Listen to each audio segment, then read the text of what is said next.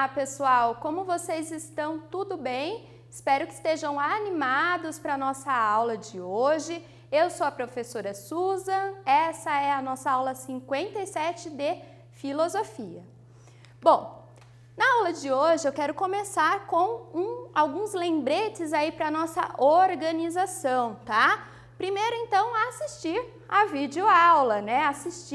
Fazer as atividades, fazer anotações sobre a aula, também pedir ajuda lá do seu professor da escola, caso você não esteja compreendendo o conteúdo, caso alguma coisa aí tenha passado, né? É legal sempre você colocar um recadinho lá para ele e buscar ajuda. E por último, responder às atividades obrigatórias lá no Google Classroom. Lembrando, se você não tem acesso ao Classroom, você pode da sua escola também buscar o material impresso. Combinado? Na aula de hoje, a gente vai continuar estudando o empirismo, né? Então, o empirismo é essa postura filosófica de acreditar que o conhecimento pode ser obtido por meio dos sentidos. Vamos lá ver dois filósofos diferentes, Locke e Berkeley. Vamos conhecer, né, a teoria da tábula rasa de Locke, a origem das ideias também, segundo Locke, e o empirismo imaterialista de Berkeley. O que ele está chamando de empirismo imaterialista? Como assim? Então, os objetivos: conhecer esses dois empiristas britânicos, né? Compreender a teoria da tábula rasa e a origem das ideias, de acordo com Locke, e entender essa proposta de Berkeley de um empirismo imaterialista. Nas últimas aulas, né, a gente teve, na última aula, aliás, uma introdução ao empirismo, conhecemos a definição desse conceito, o que significa empirismo, vimos também a diferença entre empirismo e racionalismo, né? O histórico das ideias empiristas, formas de conhecimento, sensação, qualidades primárias, lembrem disso, a percepção, síntese, né, de todas as sensações. E agora a gente vai se aprofundar nisso. Antes, eu quero que a gente retome a aula passada a partir dessa questão aqui. Explique com as suas palavras o que é empirismo. Em seguida, diferencie empirismo e racionalismo. Ok? Daqui a pouquinho a gente volta com uma sugestão de resposta.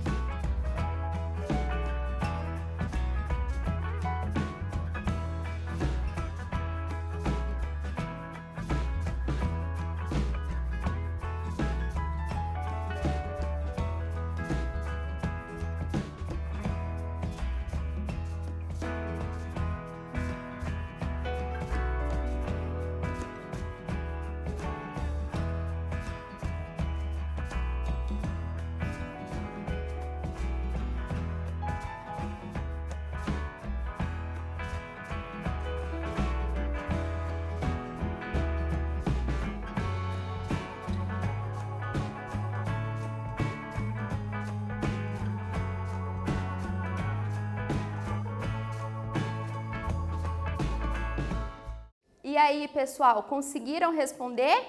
Bom, aqui eu tenho então uma sugestão de resposta. Essa sugestão não precisa estar exatamente como você colocou aí no seu caderno, tá? É apenas uma sugestão. Então você vai ver se a sua resposta se aproxima do que foi colocado aqui.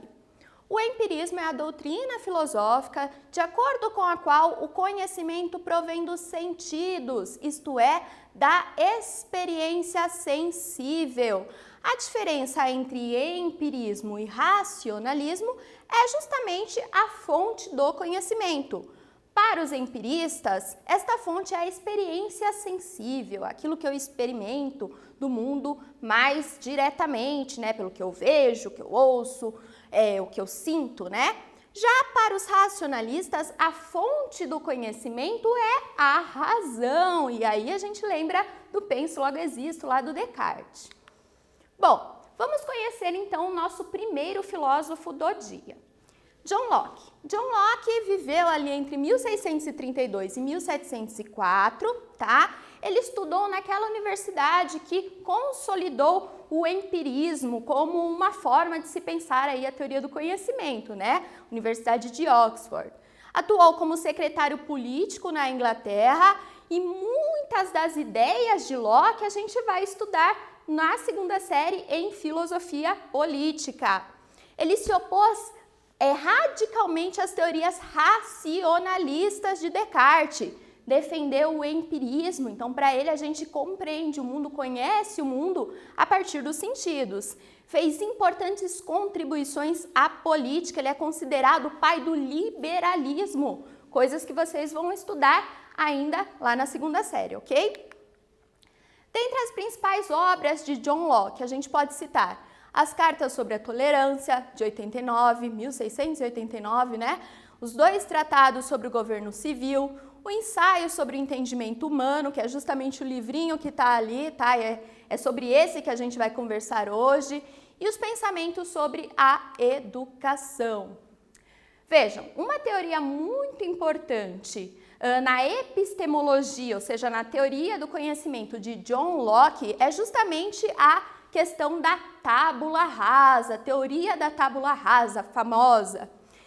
A ideia de Locke é a seguinte, vejam aquele caderninho ali em branco passando. Para ele, o homem é como se fosse aquilo ali, uma folha em branco, tá? Então, a nossa alma é como se fosse uma tábula rasa, uma folha em branco. É a partir das experiências sensíveis que a gente vai construindo conhecimentos e preenchendo essa folha.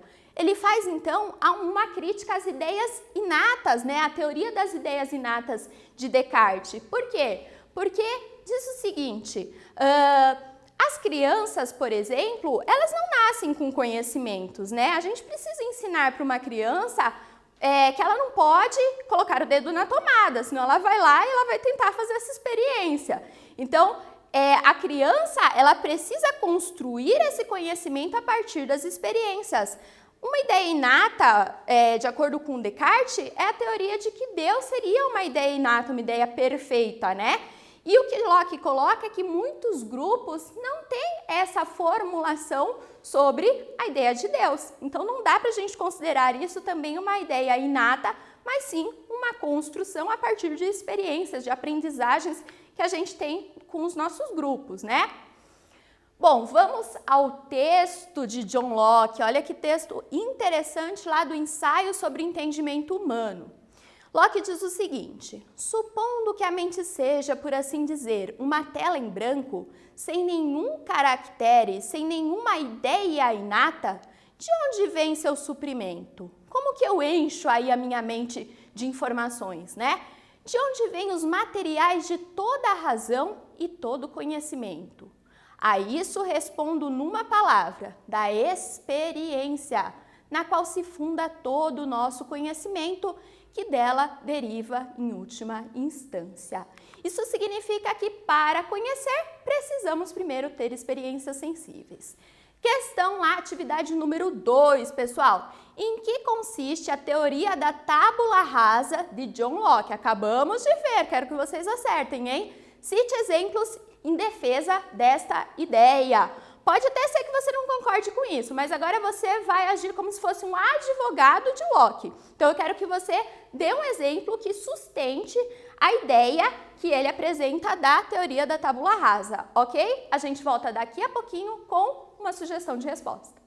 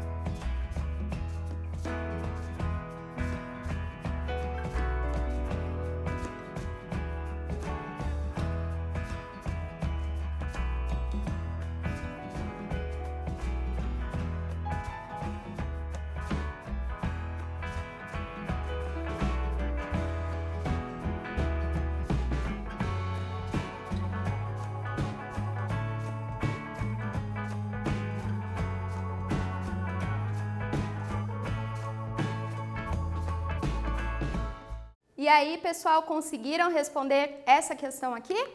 Vamos para a nossa sugestão de resposta. A teoria da tábula rasa de John Locke consiste na ideia de que nascemos como folhas em branco. Lembrem daquele caderninho ali todo sem nada escrito, né? Sem conhecimentos prévios ou ideias inatas. A partir das nossas experiências é que vamos preenchendo esta folha.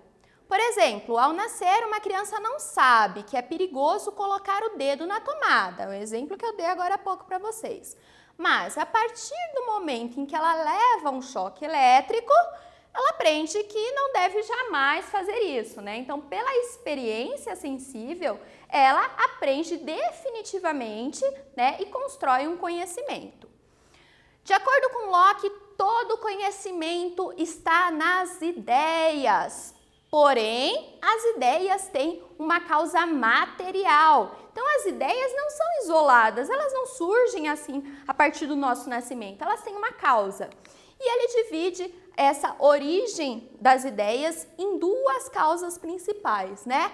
A sensação, que pressupõe a existência de coisas exteriores que nos afetam, e a reflexão, que é uma experiência interna, ou seja, a percepção que a gente tem das coisas que a gente sente no mundo.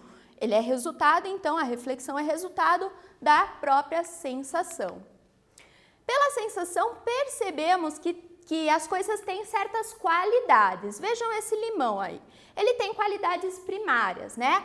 As qualidades primárias são aquelas observadas imediatamente. Por exemplo, eu posso ver que ele é sólido, que ele é meio arredondado, eu vejo o número, né? Então ali a gente tem o quê? 2 limões e mais uma metadinha. E tem também qualidades secundárias, tá? Então a sensação me dá também as qualidades secundárias, que seria o quê? Aquilo que é mais subjetivo, que variam de sujeito para sujeito, né? Por exemplo, o sabor do limão, né? De acordo com cada paladar, ele vai ser melhor ou pior, ele vai ser mais amargo ou mais ameno, né? O odor, a cor, até a cor. Se eu perguntar para alguém, uma pessoa não tão assim, sei lá, uma pessoa que não gosta de descrever as coisas tão bem, ela vai falar, isso aí é verde, né? Mas uma pessoa que descreve isso muito melhor vai falar, não, isso não é verde-limão. Então vejam até como a cor, ela pode ser passível também aí de observações subjetivas. Bom, vamos para a nossa atividade número 3. De acordo com o que estudamos, a citação abaixo pode ser atribuída a John Locke. Justifique a sua resposta.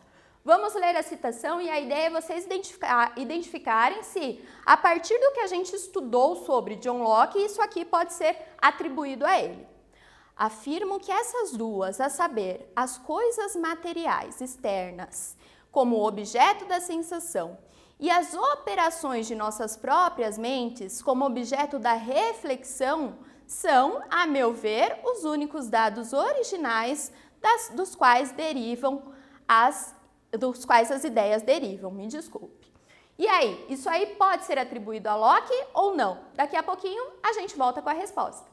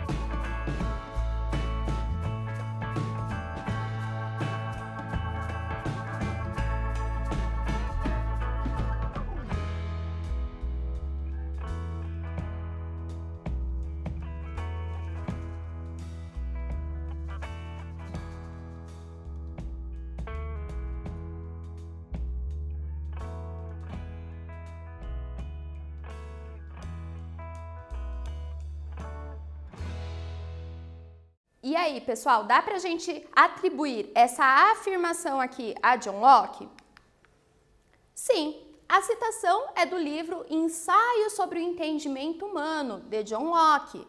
Podemos identificar que pertence ao filósofo justamente porque ele afirma que as ideias derivam das sensações experimentadas pelos meus sentidos e também da reflexão, que é uma das formas como se originam as ideias, né?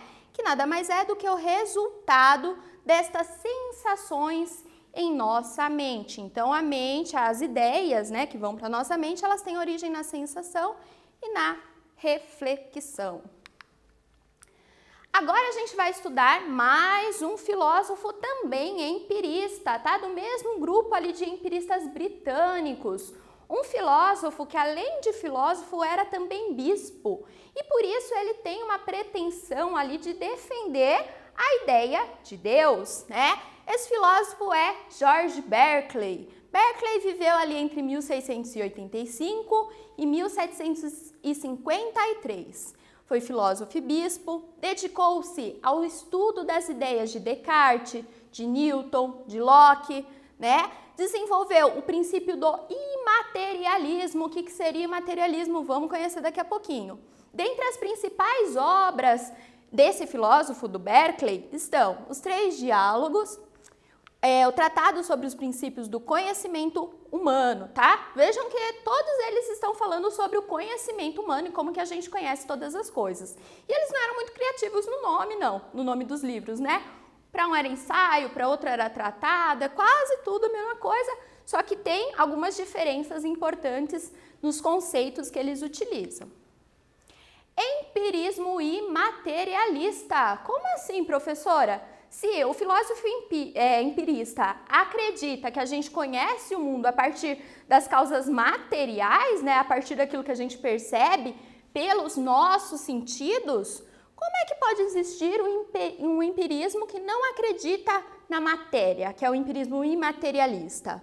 O mundo material, de acordo com Berkeley, não existe. A existência de substâncias materiais fora da mente é apenas uma suposição. De acordo com Berkeley, existir, é ser percebido. Só existe o que é percebido.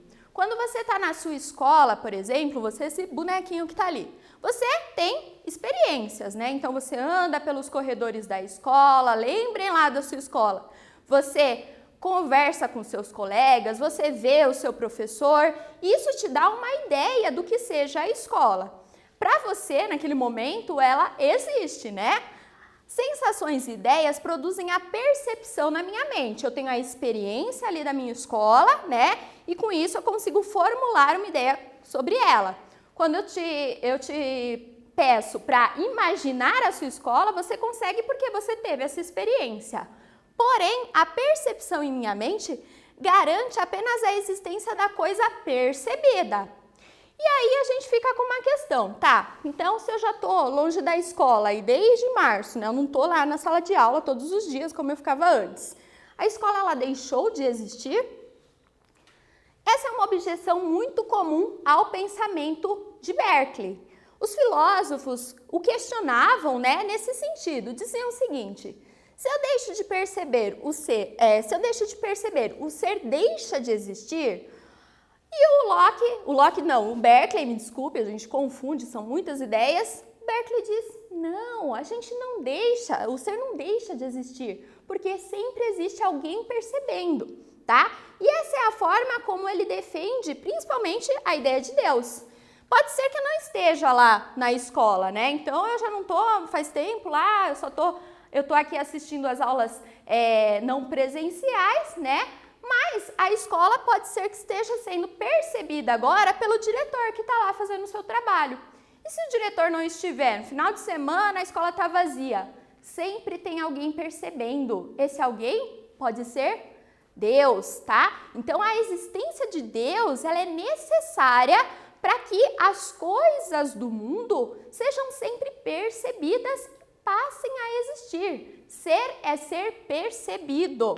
Deus é a mente eterna que percebe todas as coisas, garantindo então a própria existência. Vejam, vamos ver se vocês compreenderam bem essa ideia do empirismo imaterialista. Qual é a importância de Deus no empirismo imaterialista de Berkeley? Respondam aí e daqui a pouquinho a gente volta com uma sugestão de resposta.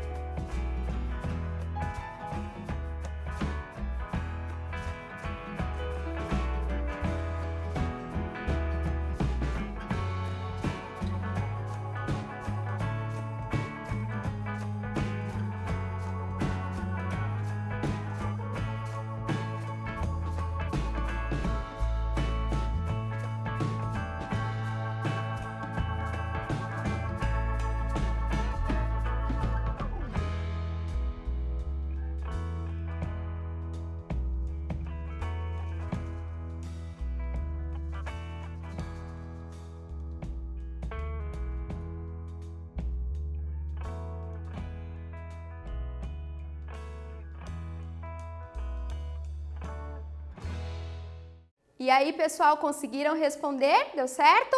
Vamos ver aqui, então, a nossa sugestão de resposta. A sua resposta não precisa estar idêntica a essa aqui, mas aproximada. E caso você não tenha compreendido o que é o empirismo imaterialista, você pode, claro, sempre recorrer ao seu professor lá da escola. Como Berkeley não acredita na existência dos objetos materiais, então para Berkeley não existe uma substância material, Deus é para ele a mente eterna, que percebe todas as coisas, garantindo a elas a própria existência. Então, para Berkeley, no final das contas, o que existe é uma substância espiritual, Deus como a garantia da existência de todas as coisas. Se liga aí, então, que é a hora da nossa revisão. Pessoal, na aula de hoje a gente viu o quê? Conhecemos dois empiristas britânicos, Locke e Berkeley, né? Conhecemos também a teoria da tábula rasa de John Locke, a origem das ideias, sensação, reflexão, né? De Locke. E também fomos apresentados a essa ideia do empirismo imaterialista de Berkeley, tá certo? Na próxima aula, a gente vai conhecer mais um filósofo que também é desse mesmo grupo de empiristas britânicos. Espero que vocês tenham aproveitado a aula de hoje. A gente vai se despedindo por hoje, mas não se esqueça, vá até o seu Classroom, realize as suas atividades e garanta a sua presença na aula. Tchau, pessoal! Até a próxima!